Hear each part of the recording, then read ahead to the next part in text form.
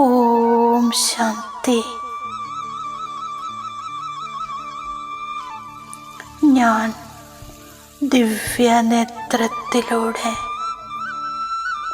സ്വയം തൻ്റെ ദർശനം ചെയ്യുന്നു. സ്വസ്വരൂപത്തെ കാണുന്നു. ഞാൻ പ്രകാശ സ്വരൂപാത്മാവാണ്.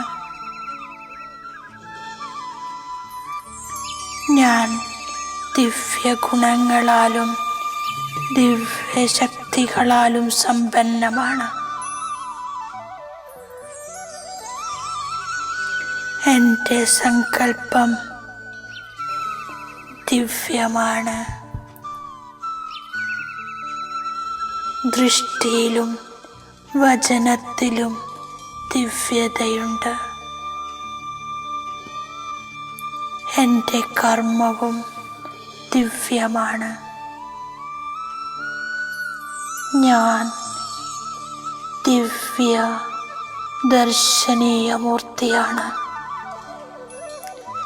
ശ്രേഷ്ഠ ദേവീ കുലത്തിലെ ആത്മാവാണ്. ഈ സംഗമയുഗത്തിൽ ദിവ്യതാ സ്വരൂപമായി ഞാൻ ഭാവിയിൽ ദേവതയായിത്തീരുന്നു.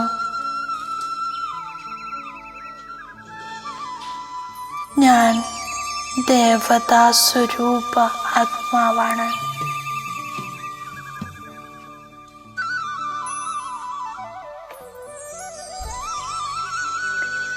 ഞാൻ അനുഭവം ചെയ്യുന്നു.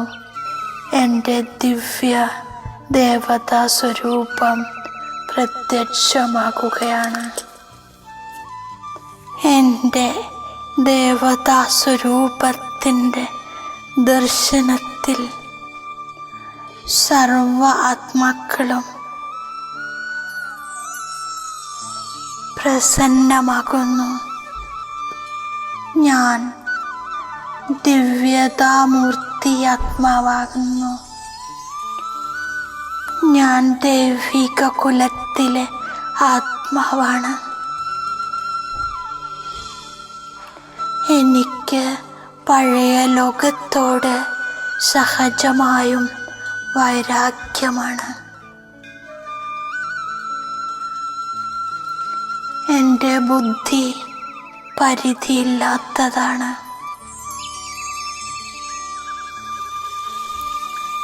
ഞാൻ പാവനമായ പുഷ്പമായി ശിവാലയത്തിലേക്ക് പോകാനുള്ള പുരുഷാർത്ഥം ചെയ്യുന്നു. ഞാൻ ശ്രദ്ധിക്കുന്നു, എന്നിൽ നിന്നും ആസുരീയ കർമ്മങ്ങളൊന്നും ഉണ്ടാകുന്നില്ലല്ലോ. ഞാൻ ബാബയോട് സത്യം കേൾപ്പിക്കുന്നു.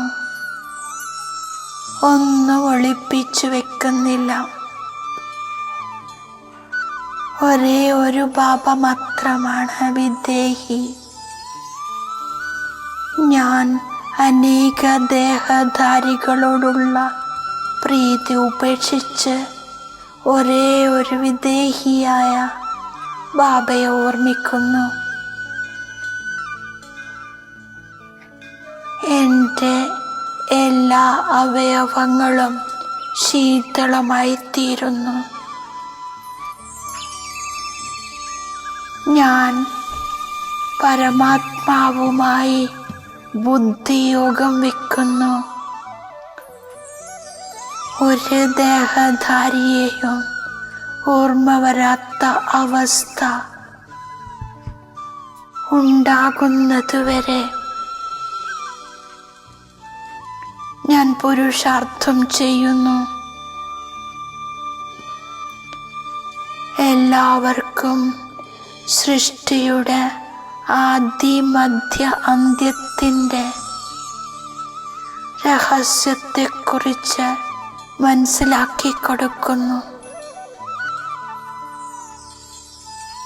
ഇതു പരിധിയില്ലാത്ത നാടകമാണ്.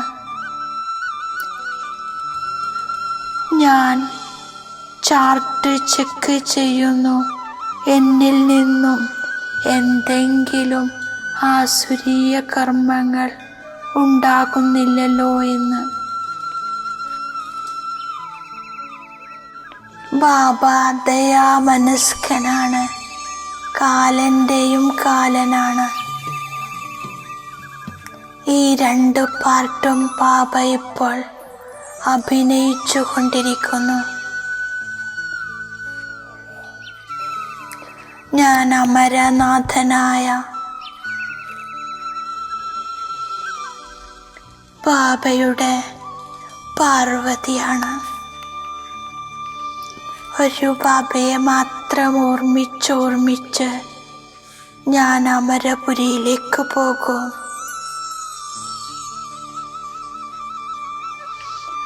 ബാബ ദാനമായി തരുന്ന അവിനാശി ജ്ഞാനരത്നങ്ങൾ എന്നെ രാജാക്കന്മാരുടെയും രാജാവാക്കുന്നു. എല്ലാ സേവനങ്ങളുടെയും കണക്ക് രാത്രി എഴുതി ബാബയ്ക്ക് നൽകണം. ബാബ വന്ന് എന്നെ അഴുക്കിൽ നിന്നും മുക്തമാക്കുന്നു. അഴുക്കിൽ നിന്നും മുക്തമാക്കുന്ന സേവനത്തിലൂടെ ഉയർന്ന പദവി ലഭിക്കുന്നു. ഈശ്വരൻ എന്നെ പഠിപ്പിക്കുന്നു. ഞാൻ ആ പഠിപ്പിൻ്റെ അത്ഭുതം കാണിക്കുമ്പോൾ ബാബയും സമർപ്പണമാകുന്നു. എൻ്റെ ഹൃദയത്തിലുണ്ട് ഭാരതത്തെ സ്വർഗമാക്കുന്ന സേവനത്തിൽ മുഴുകണമെന്ന്. എൻ്റേത് ഈശ്വരീയ മത്സരമാണ്. കേവലം ബുദ്ധി കൊണ്ട് സ്നേഹിയായ ബാബയെ ഓർമ്മിക്കണം. ബാബയുടെ ഓർമ്മയിലൂടെ വികർമ്മം നശിക്കുന്നു. കഴിഞ്ഞുപോയ കർമ്മക്കണക്കുകൾ യോഗബലത്തിലൂടെ ഇല്ലാതാക്കാൻ സാധിക്കുന്നു. ഞാൻ ദിവസേന കണക്കുകൾ പരിശോധിക്കുന്നു. ഈ ആത്മീയ പഠിപ്പിലൂടെ ഞാൻ ശീതളമായി തീരുന്നു. ഞാൻ ഒരിക്കലും വഴക്കിടുകയോ കലഹിക്കുകയോ ചെയ്യുന്നില്ല. സത്യം മാത്രം പറയുന്നു. അസത്യം പറയുന്നതിലൂടെ സത്യനാശം സംഭവിക്കുന്നു. ഞാൻ എൻ്റെ ഉന്നതിയെക്കുറിച്ച് ചിന്തിക്കുന്നു. ഞാൻ ക്ഷീരഖണ്ഡമായിരിക്കുന്നു. ഏതെങ്കിലും തെറ്റ് സംഭവിക്കുകയാണെങ്കിൽ ബാബയോട് ക്ഷമ ചോദിച്ച് തിരുത്തുന്നു. ബാബയെ നിന്ദിക്കുന്ന വിധത്തിലുള്ള ഒരു കർമ്മവും ചെയ്യില്ല. ബാബ വരദാനം തന്നിരിക്കുകയാണ്.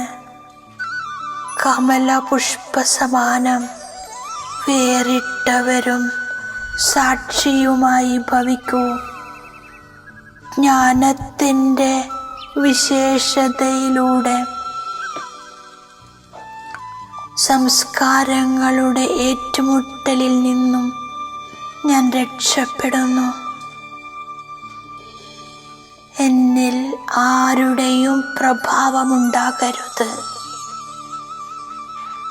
ഏത് കാര്യത്തിൻ്റെയും തീരുമാനം മര്യാദയുടെ രേഖയ്ക്കുള്ളിൽ നിന്നുകൊണ്ട് നടത്തുന്നു. നോളജ്ഫുള്ളായി വേറിട്ടതും സാക്ഷിയുമായി കഴിയുന്നു. അപ്പോൾ ഏറ്റുമുട്ടലുകൾ ഉണ്ടാകുന്നില്ല.